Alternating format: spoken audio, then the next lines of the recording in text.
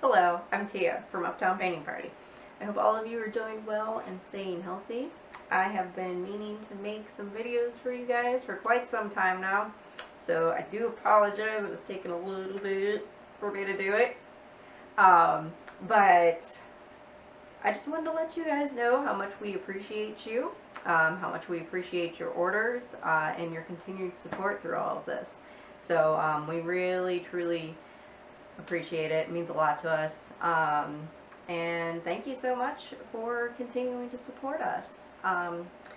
So today I am going to be showing you how we paint our Build-a-Gnome, or our wooden cutout gnome here. I'm going to be taking you through all of the steps on how to create this guy right here, all the different blending techniques and everything. And then we have a lot of different add-ons that you can add on to your gnome. The first one comes with him, and then you can purchase different ones immediately or later if you want. If you want to decide as we come out with different shapes and different designs throughout the seasons, if you want to, add on one of our more seasonal items, you definitely can do that then. And we are coming up with lots of different things, and we are definitely open to suggestions. If you can think it, your gnome can hold it. So right here we have an unpainted flower. That's great for spring or pretty much any time.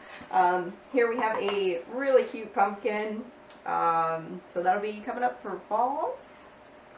And then for summer we have a watermelon.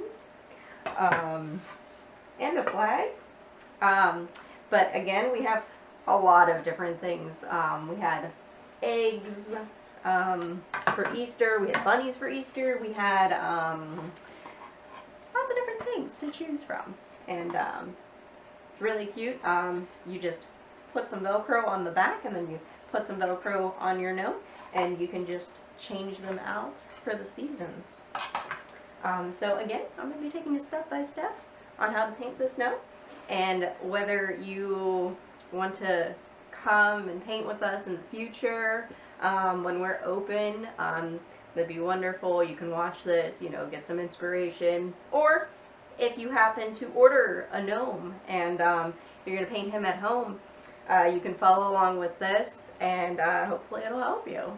So again, thank you so much. Thank you for watching, and I hope you enjoy it.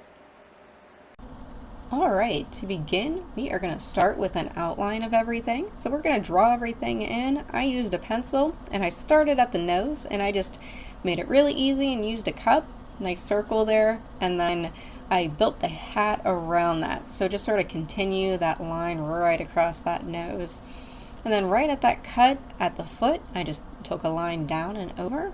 And then at the beard, I just continued that same pattern, that sort of jagged zigzag pattern. And I just brought it down into sort of a point down at the bottom there. And then once you are happy with that outline, we can go ahead and start painting it in. And I used 3 different size brushes. I had a large brush. It's good for the large areas, a medium brush. It's good for like the feet and the nose, and then a small brush, and that's good for, smaller details and in between there.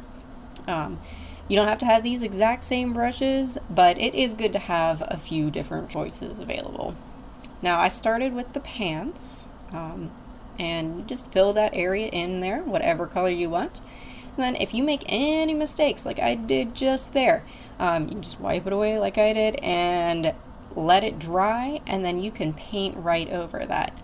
So don't be worried about making any mistakes. Anything can be dried and painted over.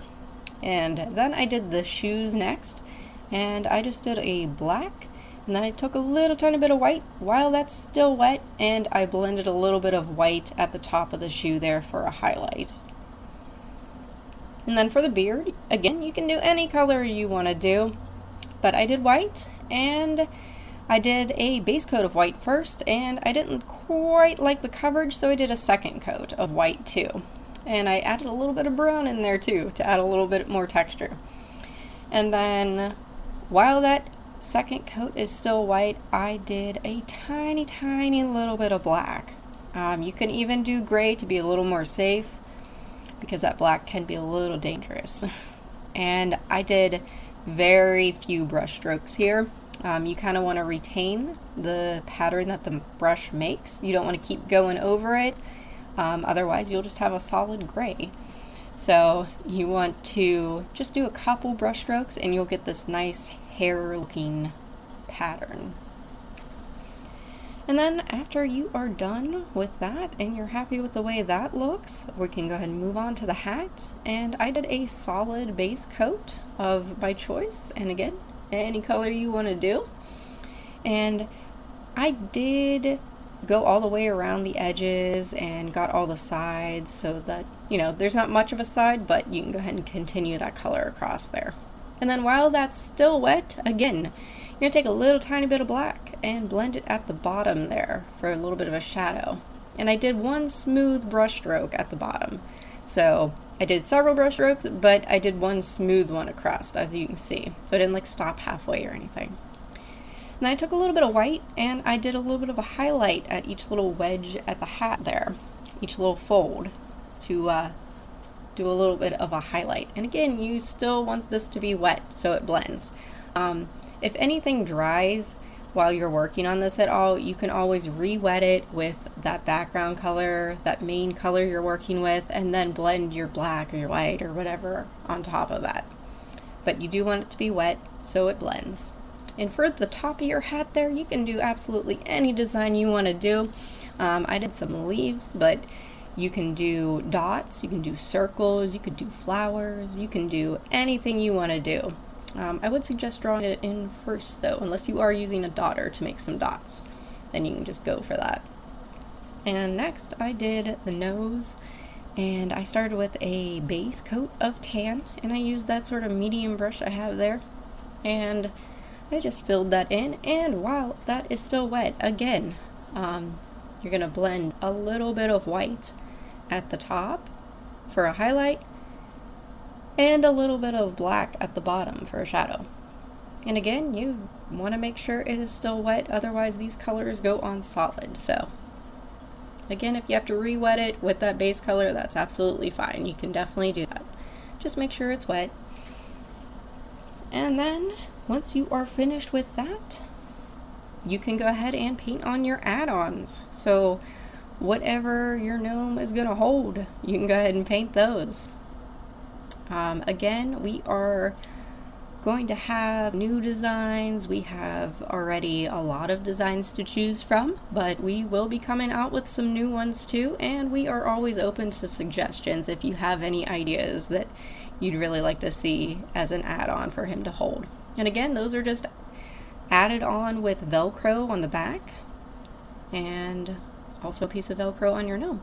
So the really nice thing about this is you don't have to have your gnome seasonal. He can hold different seasonal things. So that's a really nice thing about this one. And thank you so much for watching. I hope you enjoyed it. If you have any questions at all, please let us know. We'd be happy to answer them. And thank you so much for watching.